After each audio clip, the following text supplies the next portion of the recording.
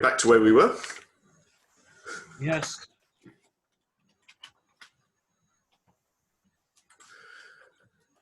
Right. So good afternoon. So I'm going to talk about the Lacock Cup, which is we bought jointly with the British Museum. So it's half ours, half the British Museum's.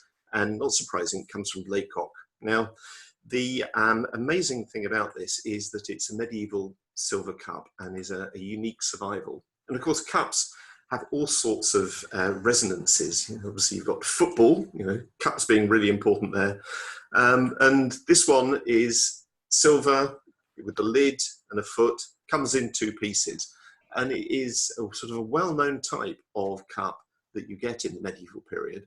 But there's, to put it mildly, not a lot of them around. They're very much a symbol of power and authority.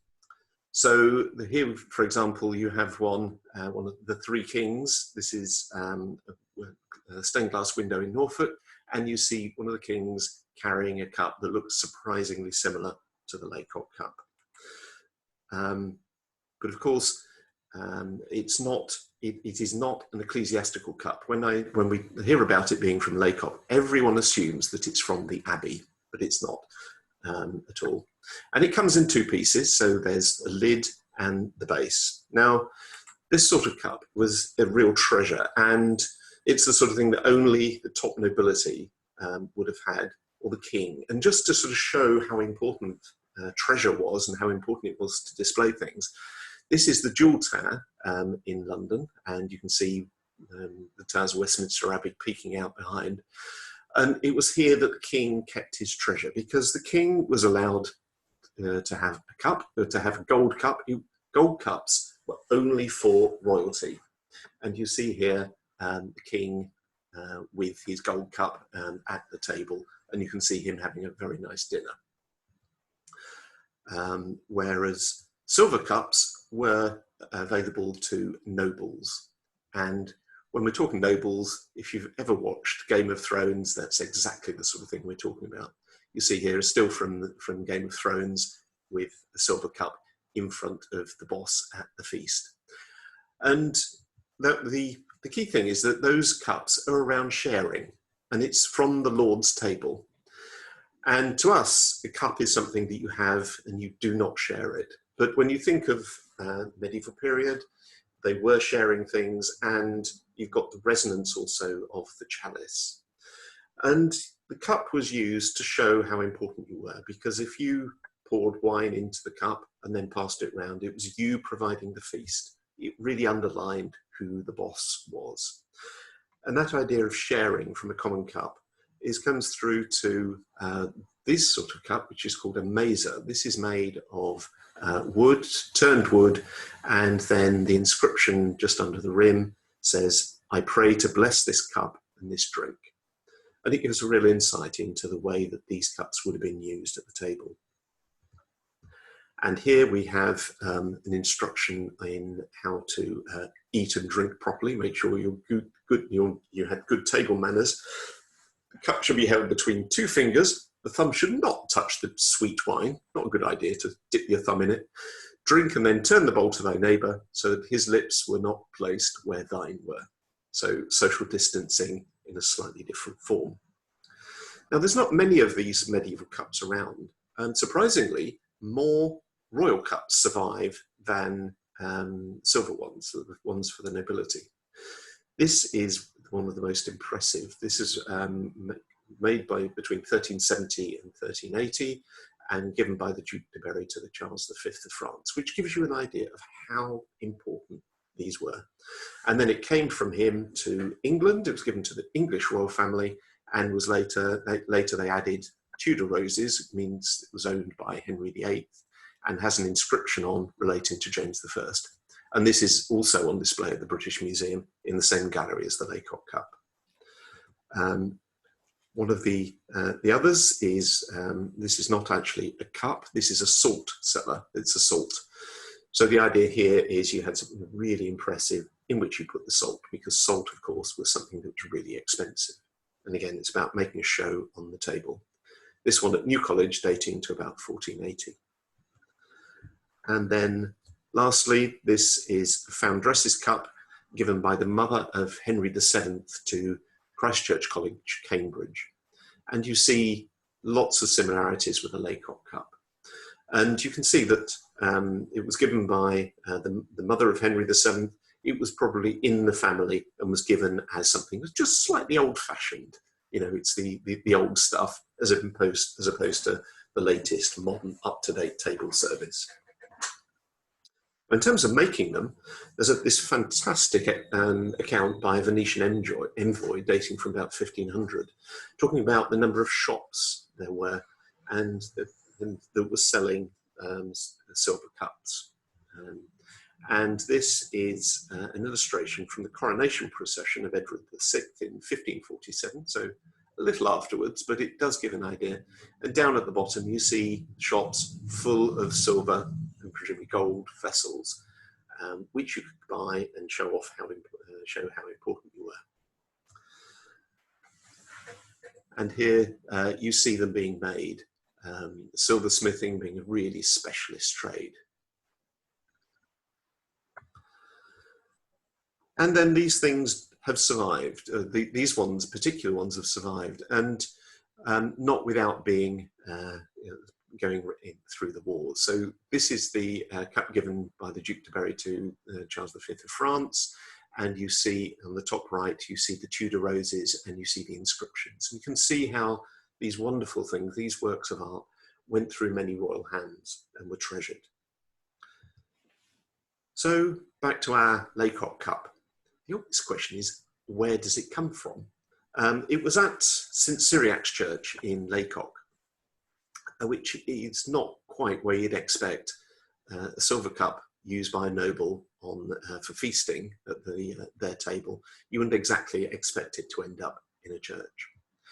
Now, it was been at the church for some time. The photo, if I remember rightly, dates from about 1910, and the illustration and sort of various others take us back into the early to mid 1800s. So we know it's been at Lacock for a long time. Now the question is, if this is so special and the shops were so full of them in the 14th and 15th century, what happened to the rest? And the answer, of course, is our friend Henry VIII and the dissolution of the church.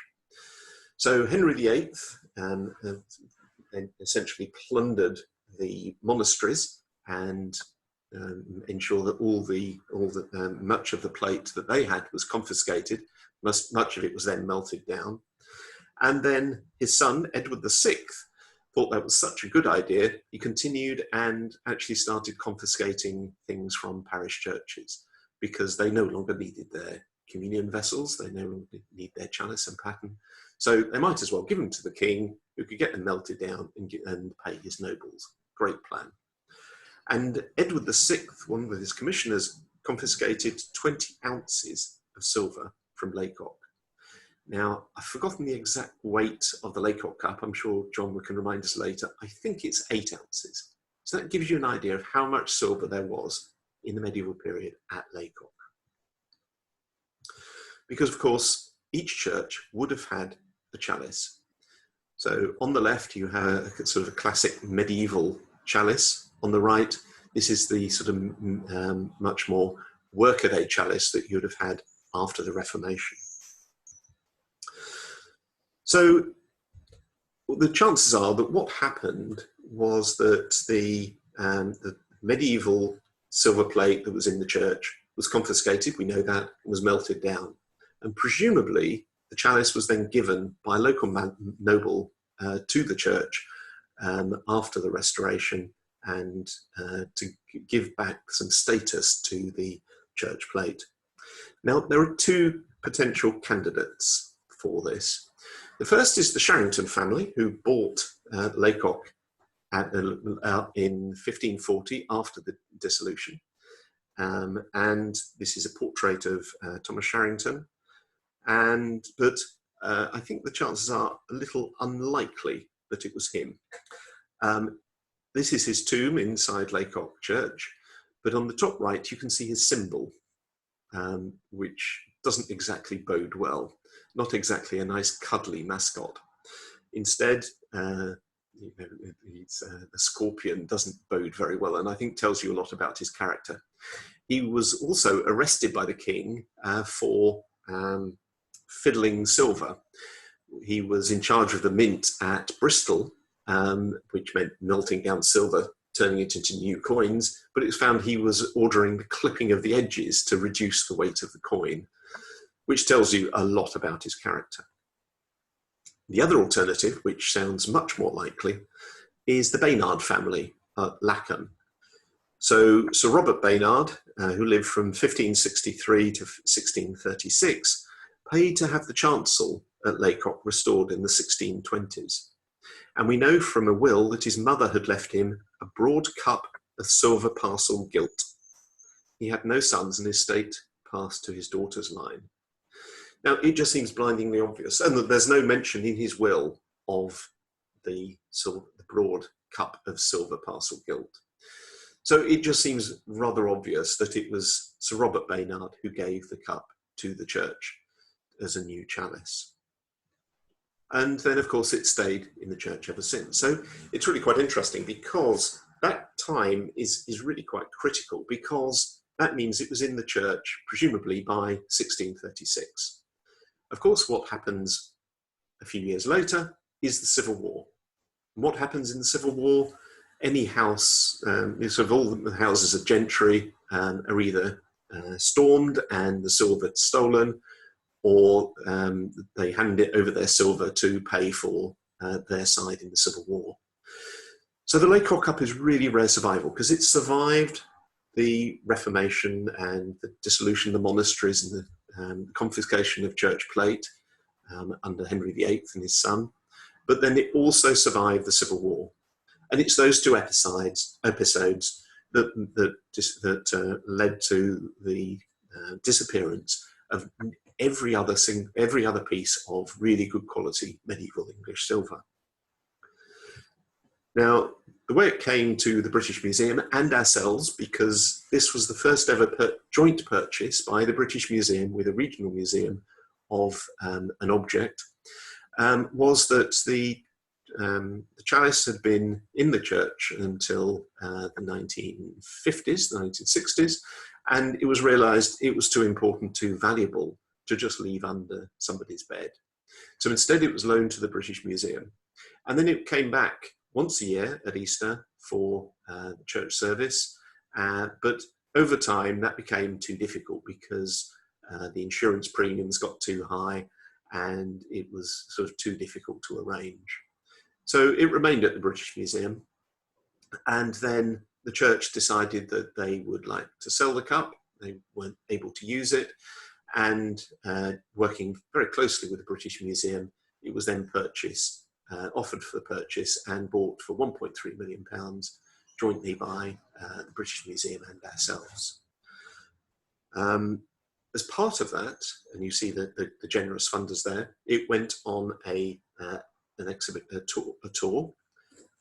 You can see the venues it went to, and it came here as well on the last stop of its tour.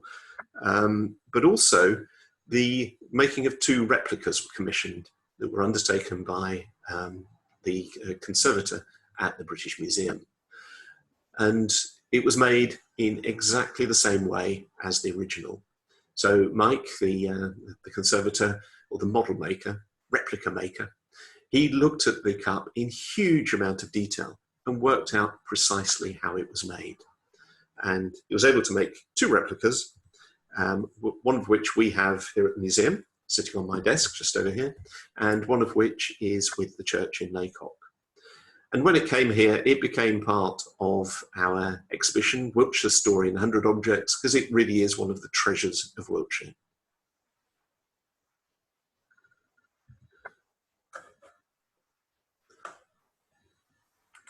Right. I hope that's given you sort of a bit of an insight into the story of the cup, which is really quite remarkable. Now, has anybody got any questions while I get my gloves on before I start to play with the cup? Oh, sorry, I need to unmute everybody if I can remember how to do that.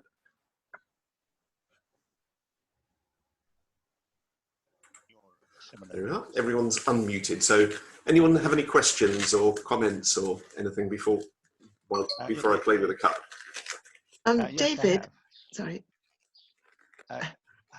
Do they exist on the continent? Hello, Sally. Hello. Hello, Anthony. Yes. Is my sound on? That is not. Yes, it is. Yep. Right. Okay. I was wondering about in Europe. Are there similar examples in Europe? How do they fare in Europe? Yes, there are. And they generally fare rather better because there are similar things. This is very much an English piece, not a continental one. And generally they've fared better. Not quite so well in France for obvious reasons. But if you think of if you've sort of been to France and Germany and seen cathedral treasuries, you'll see there's an awful lot more silver and gold there than here, because they had the equivalent to the Civil War with various revolutions, but they didn't have the dissolution of the monasteries, and it was the dissolution that really did for the church plate, and much less at the time, this sort of period, the sort of secular plate seemed to survive reasonably well. David, it's me, Sally. Hi, Sally. In one of the early pictures you showed, there was a coat of arms hanging up. There were two pictures at a king's banquet, and there was a coat of arms at the top, and it looked as though half of it was the Beaufort arms. Was there a connection with the Beauforts? I have no idea. Because you said about Henry VII's mother, she was a Beaufort, wasn't she? And I wondered if she was. If there was more connection than that. Not locally, not that we know, not that I know of anyway. No. Not with the Lacock Cup. No. Okay. If I get the cup out, it's fun this, and I'll move the camera as well.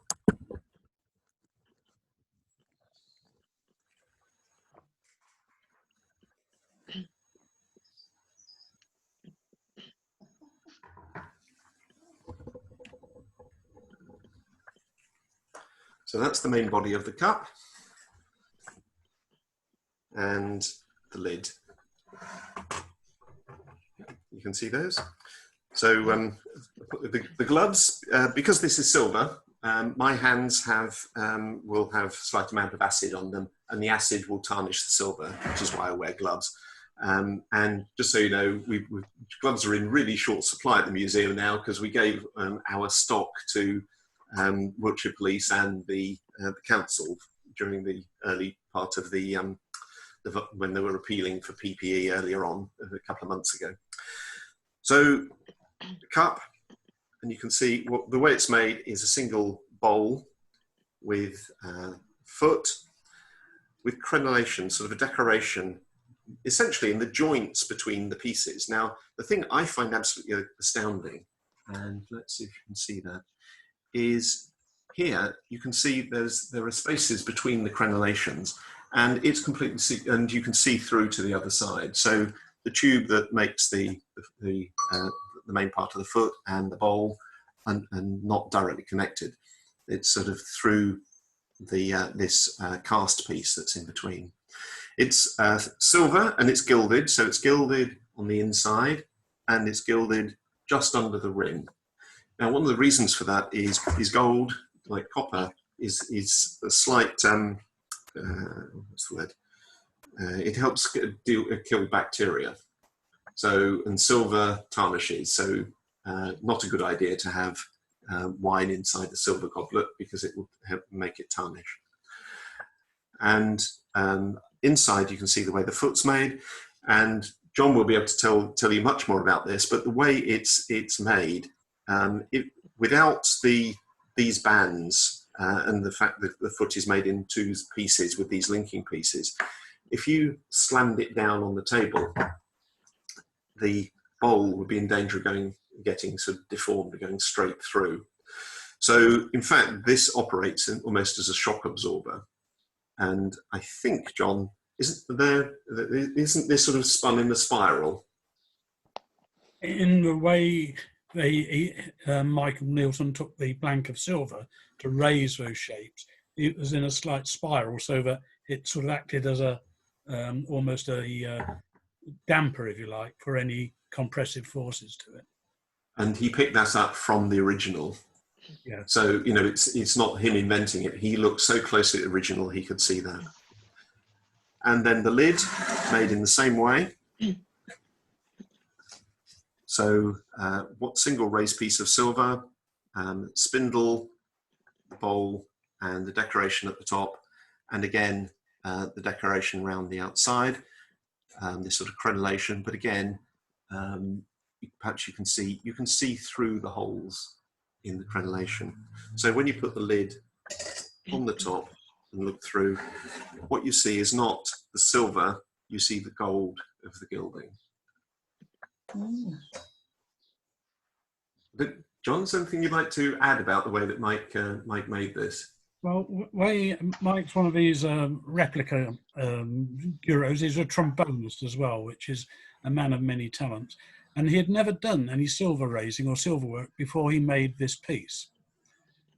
He's made Rosetta Stone replicas and all sorts of things. So, and he starts by looking at the original for hours and hours and hours, and not X-raying it or anything like that initially, but just handling it. So he got a feel of how the cup was formed.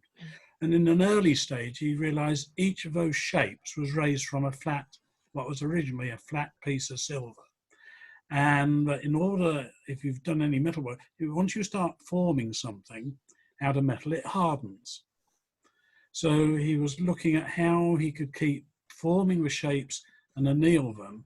And that's when he discovered this sort of rotational shape in the silver, in its sort of solid molecular structure, which he realized that as he turned, he would get that, as he beat it out of the, onto a leather pad, he would get the same sort of formations. And he thought, well, why have we done this? And if you look closely at the cup, there's very, very few dents or deformations in it, which when you think of its age, that it is remarkable that it survived in near perfect condition. So that meant that the metal workers of the time, of the age, understood not only metal forming metallurgy and annealing and processes, but also structural engineering. As David said, if it was sort of slammed down on the table, being a relatively soft metal, you could imagine over time it would compress that stem if there wasn't something about its form. So, and those reinforcing rings with all the decoration are actually made. He couldn't quite find the best way of making it other than what's called the lost wax method, where you make a model of what you want, you then coat it in plaster of Paris, split it open, fill it with wax, then melt the wax out from the form when you've made it round with plaster of Paris again, and pour in the metal. So each of those edge crenellations are about 5 or 6 of the little shapes in each one, and then silver soldered together all the way around the rim. Because each section is only about that long, isn't it? Yeah. And so that they're done in sections and soldered together. But again, think about the sort of thinking about how the measurements, getting the measurements right for that, because you've got to work out how long they've got to be in those sections to make the the circumference. Fascinating thing is the finial on the lid. It's actually screwed in, and the screw is made by 3 strands of silver wire wrapped round each other. Can you imagine that in a sort of spiral?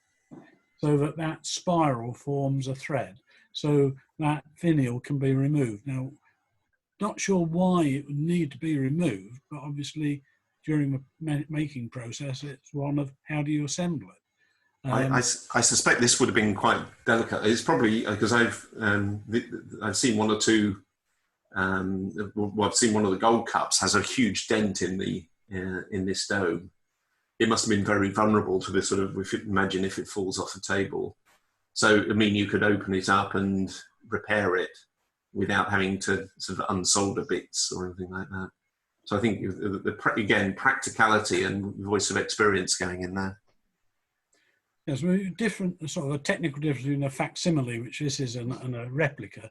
A replica tries to look like the original, but doesn't really pay much attention to how it was made, whereas a replica replicates the manufacturing process as well as the end product.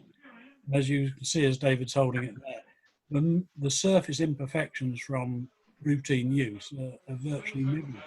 You've really got just a vanishing from the hammer and tools. And Mike had to make some of the tools in order to make this. You know, it was a long period. I used to visit him at the British Museum periodically over about 2.5, 3 years, and see each stage. And we've got a whole bank of photographs in the museum of the drawings he made and the stages he was going through. And the last thing was actually getting the gilding on on that decoration. And he and I had this discussion, and we, because the British Museum had just moved their curation department into a super new facility, that they hadn't got the plating facilities up and running because I hadn't got certification. And we agreed we'd rather wait for him to do it so that we know what is in there is all the own work, rather than outsourcing to somebody who had done it in a sort of commercial way. So one of the lengths of time to get to where he was making the 2 cups was waiting for various things of the museum made it transfer into a super air-conditioned facility with all the extraction you can imagine, with using chemicals and acids and various pretty nasty chemicals in plating and things. But the end result is something which is side by side to the original. You could easily take away the wrong one. And we do have a photograph. I don't know whether it's possible you can see this.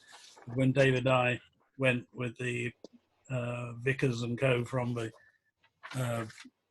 Lacock, the curator at the museum was very careful. He kept hold of the original. In case we tried to substitute them. Not that we would. Of course not. How dare you suggest such a thing?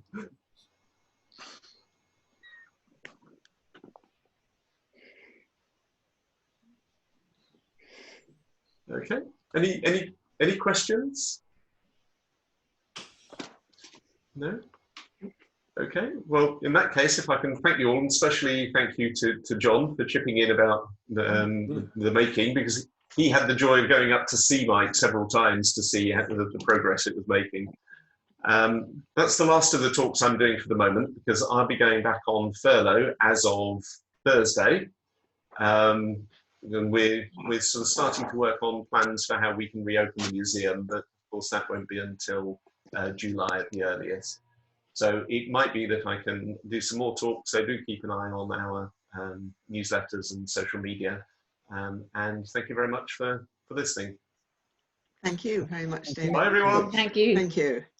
Bye-bye. Beautiful. Bye-bye. Bye.